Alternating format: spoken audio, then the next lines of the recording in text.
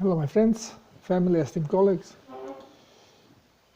There was a question about strabismus. Now, or what we call cross eyes. What is causing strabism? Can we kind of help it other than surgically?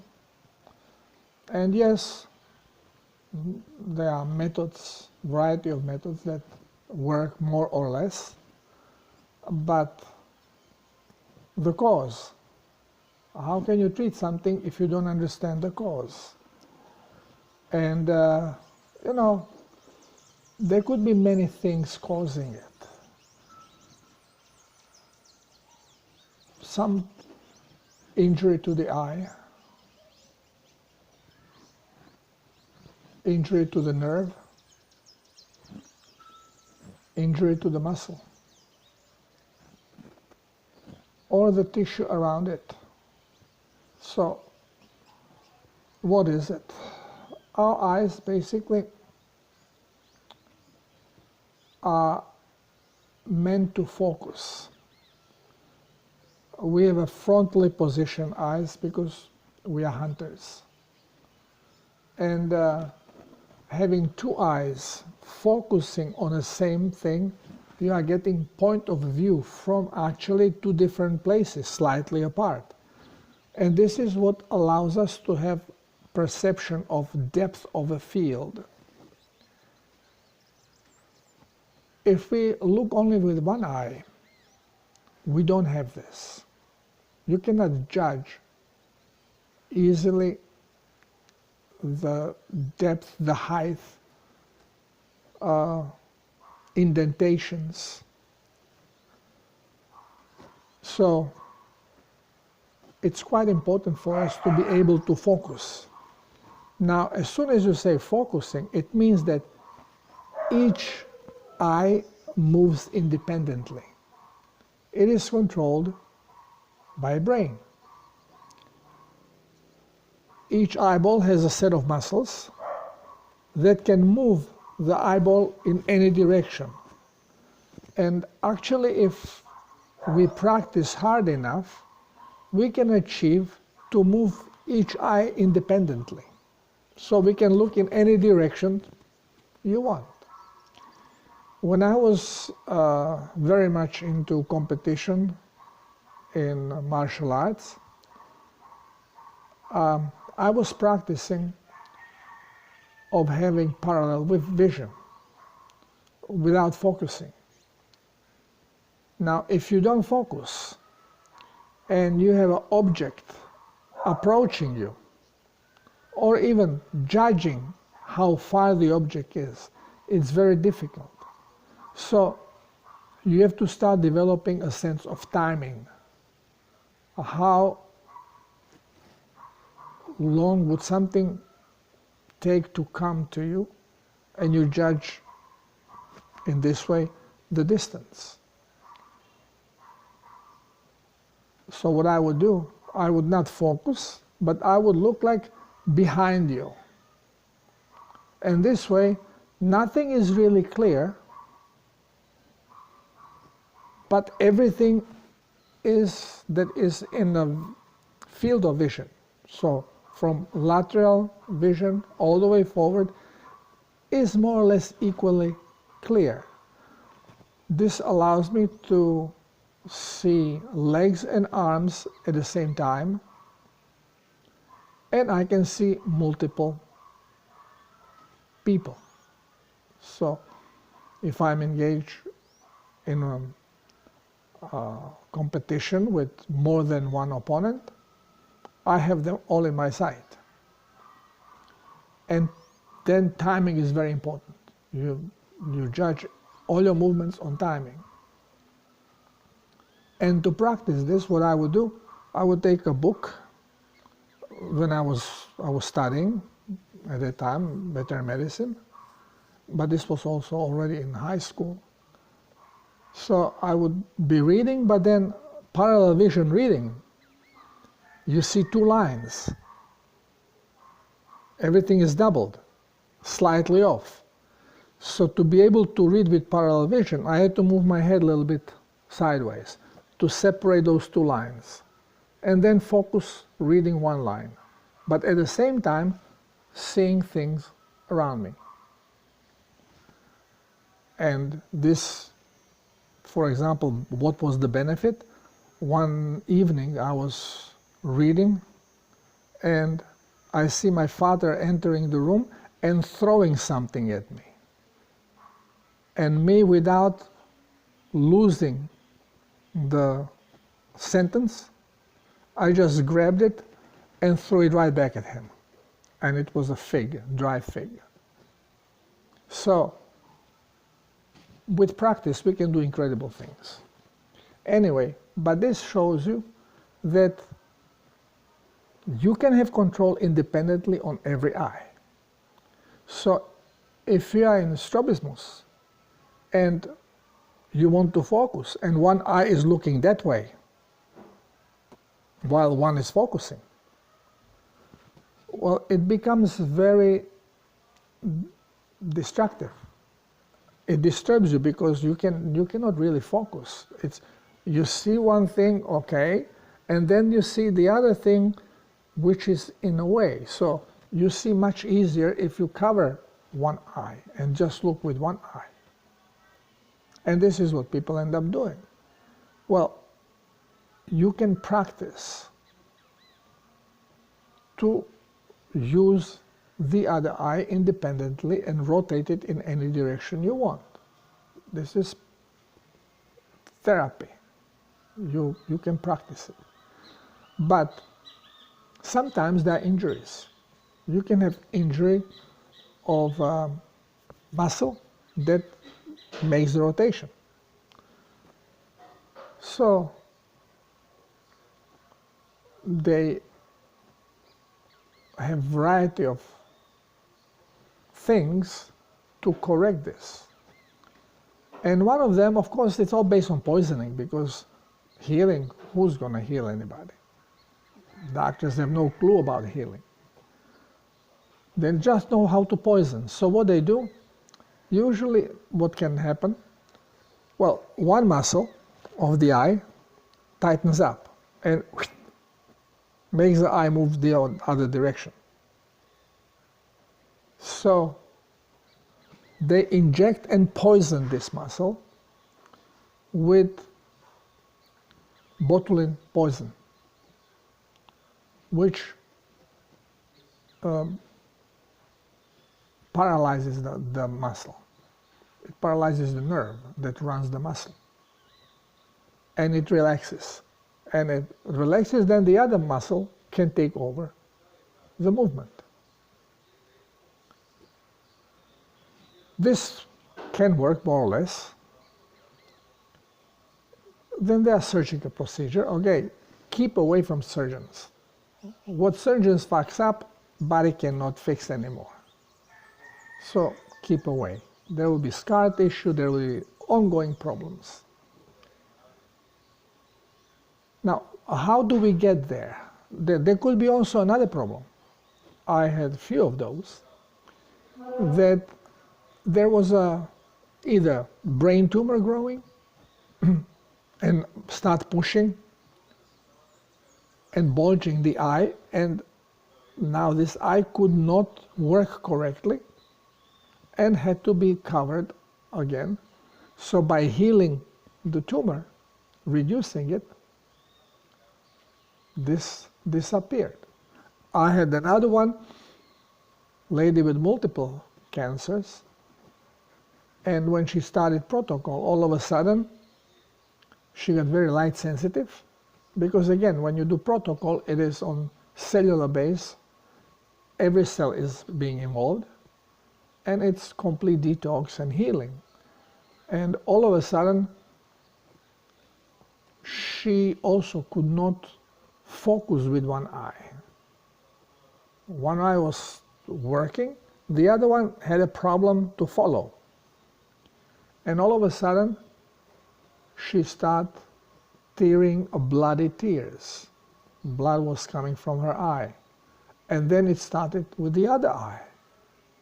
Of course, you get concerned when you start doing something that is exactly the opposite of what you are being told, actually something that you have been told never ever to do, like drinking seawater or drinking water with a lot of salt, and eating meat, nothing but meat, no vegetables. But, you know, like most of my clients, those were people that had no other option. She was very sensitive to medication, especially to anesthetics. So the surgery, she had actually problem with the breast cancer, and surgery would be impossible. It would have to be done alive. Well, there are other means, acupuncture and other stuff which could control the pain, but her doctors did not know this, and the only thing was using anesthetic. She couldn't do it. So since there was no other option, she went with the protocol. Well, what had happened that she had cancer growing in her brain and behind her eyes. And when she was reprogrammed through diet and she started producing GCMF, marking the cancers, and there was no longer necessity for that because she had her experience, her body started taking down the cancer, breaking the tissue, and as it breaks the tissue, it tries to expose it in the closest possible way. If it can avoid shooting it into the blood and processing it, it rather shoots it directly out. And this is what was happening. She was basically getting her cancer in pieces out through her tears. And she was like this for about 2 weeks, and then the blood stopped, and later on she healed. Anyway, so also I want to say that different growths, different things that happen in a body can also cause these things. But we see this very often with children. Now, what do I always say? Everything that is wrong with our body is body's reaction to the environment. We poison the environment, we deal with consequences. What is a common practice for every child? To jab it. More we jab the children, the more problems are going to have. The babies will have problems already because mothers have been jabbed and eating incorrectly and poisoning themselves with all kinds of stuff. And as I say, when baby comes out and starts drinking only mother's milk, which is cleaner than mother's blood, it is going to go into detox. But now even newborn baby is receiving first jab. And then it's going after that, pop, pop, pop, pop, jab after jab. Of course, what happens? Babies are trying to detoxify, and they are so toxic that actually it goes also through the skin. So they are starting to have multiple eczemas, rashes. But eyes can also be affected.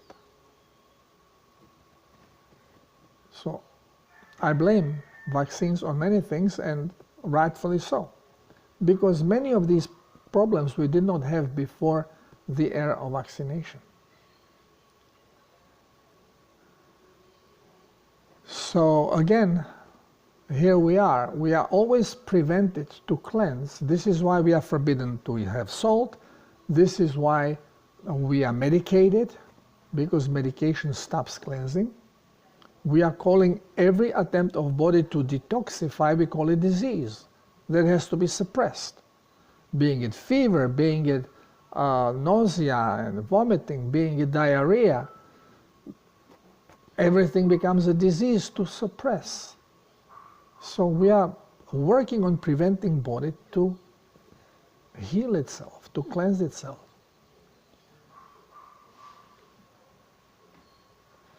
Eyes will suffer in many ways. If eye lobe gets dehydrated, what happens with ball when it's losing air? It elongates. Okay, it elongates. Okay, what happened with eyeball when it's losing, but it doesn't have enough plasma in it? It elongates. We call it myopia. We say, oh, it's a disease. It's not a disease. It's lack of pressure to keep it round. Okay? And then, of course, you may have another situation where you have a problem of dehydration of the cells, and since eye is being supplied a lot with lymph, because it has to be clear. You cannot have red blood through the eye, you will not see anything. So the filler in the eye is actually something very similar to egg white. It's protein with plasma. And it has constant supply, and when the capillary system becomes affected and starts collapsing, it's very dry, so it's very small, and then when it's dry it even shrinks more and loses flexibility. The pressurized part, so the lymph that is coming there has a little bit more pressure, so it keeps coming in, but the outgoing lymph has problem going out through these dry passages unless the pressure in the eye increases. So when you have a ball and you have on one side, you have a, well, let's say you have a reinforcement where you have the valve which you put air in. So it makes a little bit more resistant. It's not as flexible as the rest of the ball. So if you overpump it, you are not going to have straight ball, but this is going to restrict a little bit, so you will have ball that grows up, but is not permitted to grow this way. So it elongates on the other way, not this way, but this way. Okay? So we call it hyperopia. And again, disease, eye disease. How do we fix it? It cannot be fixed. We put glasses, because now the picture is coming too far. You have to bring it closer forward. So you have to put a lens in front of your eye. Well, yes, you can correct it with glasses, holding glasses on your face all the time, but why not heal it? The problem is doctors have no clue about healing. So it's always about cellular toxicity. Cells don't work right. When we are talking about nearsightedness or farsightedness also, well, what happens if you have to read something very close? The lens of your eye has to become very round. Further you look, the planar has to be, so muscles stretch it. But if you want to see very close, you have to relax the muscles, so you get like a bubble effect. More bubble you achieve, the closer you can read and focus.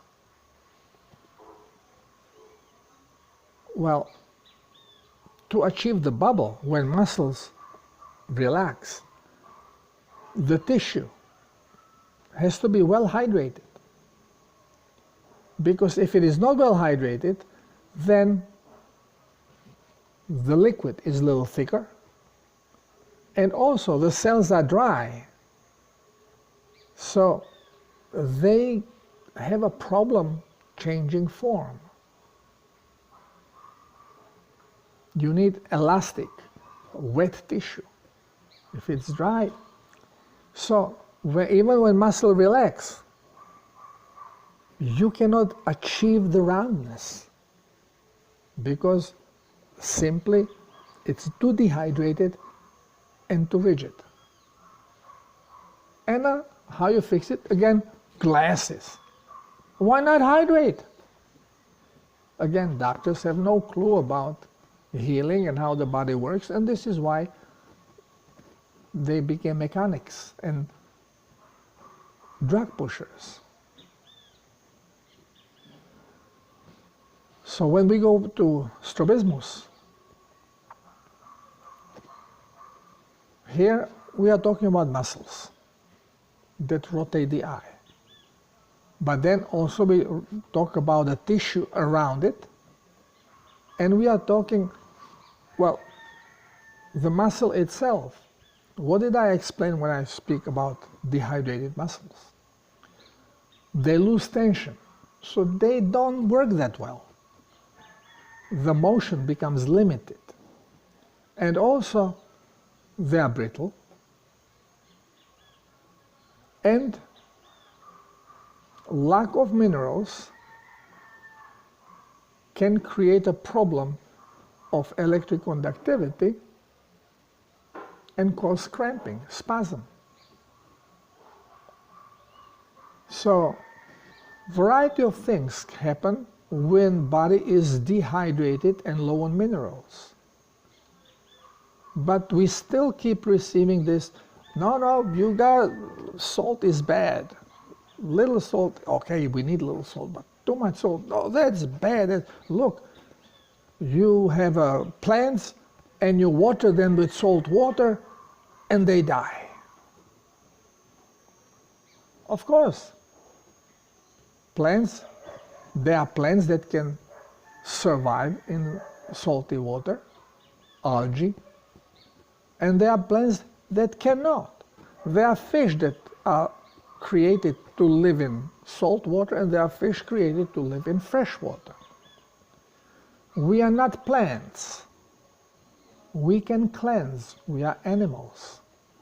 Plants cannot cleanse, they just absorb. And what is happening if you water them with salt? Well, water evaporates and starts making a crust of salt. And too much salt for plant, because plant absorbs. Too much salt, too much of anything is always a bad idea. I have mentioned that the Dutch farmers, every few years, they flood their fields with seawater. And this mineralizes their soil, and then they can use plant and have a lot of produce several years. And when they see that the mineral is depleted, they flood it again. So this is not putting seawater on plants every day, but the best fertilizer you have for plants is a sea salt or seawater. But you don't fertilize every day. You're going to burn whatever you are doing. Everybody who cultivates plants understands this. But I had these little handicapped people that cannot think clearly and making experiments. Well, if sea salt is good for us to hydrate with, must be good for plants. So let's dip plant in the seawater. This is nonsensical experiment. So, doesn't matter what what health issue we are talking about, it always comes to the same thing. And this is toxicity, environment. Cleanse the environment. Before you do anything else, hydrate and cleanse the environment. And see how body responds to this.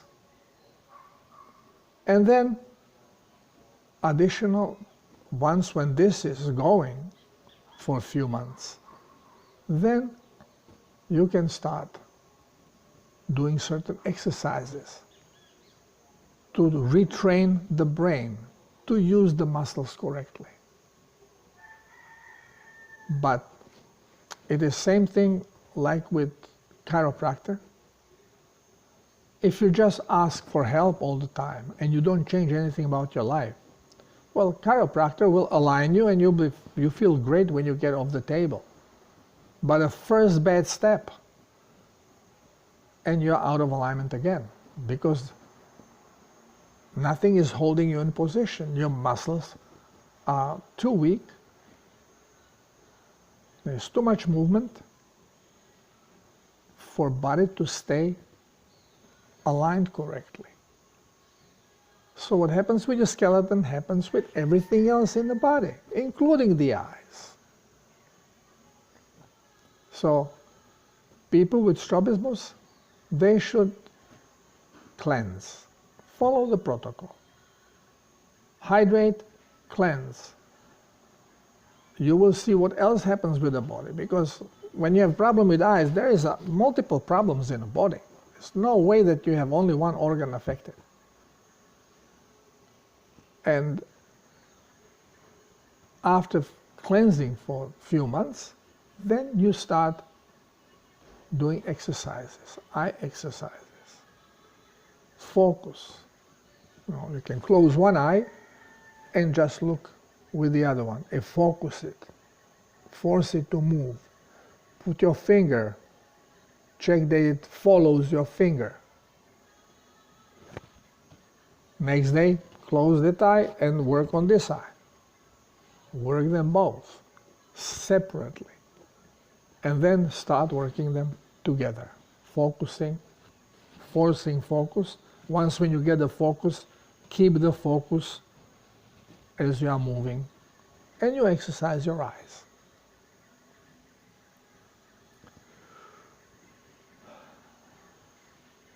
Another thing that can help, especially when eyes are in question, take colloidal silver, put it in misting bottle, and in the evening and early in the morning, always mist your eyes with it. And you can do it even during the day multiple times. The only thing is that nanoparticle colloidal silver is sensitive to light, and it is going to oxidize and turn gray. So you don't want to put it on your face when it's light, because you're going to have black eyes. So do it early in the morning and definitely before you go to bed.